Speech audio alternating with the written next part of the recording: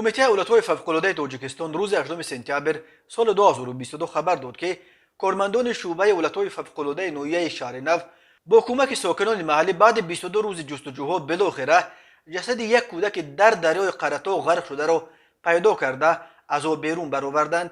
این کودک 8 ساله از شهر ترزانزاده هنوز روز 27 آگوست در حدود دهه پشت میانه نویه شهر نو غرق شده بود. جسد او را 5 کیلومتر پایین‌تر از جای حادثه پیدا کردند. کمیته اولتوهای فوق‌العاده گفت عملیات جستجوی این کودک بلافاصله برا مانده شده بود و با وجود خیلی بالا رفتن سطح آب به طور بی‌ایست ادامه داشت. کمیته اولتوهای فوق‌العاده با اظهار همدردی به نزدیکان طفل غرمرگ از والدان خواسته است که نسبت به فرزندان خود از حد اکثر احتیاط کار بگیرند. بنا به آمار کمیته اولتوهای فوق‌العاده طی 7 ماه سال 2022 در کل دریا و کانال‌های تاجیکستان الکی 123 نفر از جمله 64 نابالغ سنشان تا 16 غرق شدند.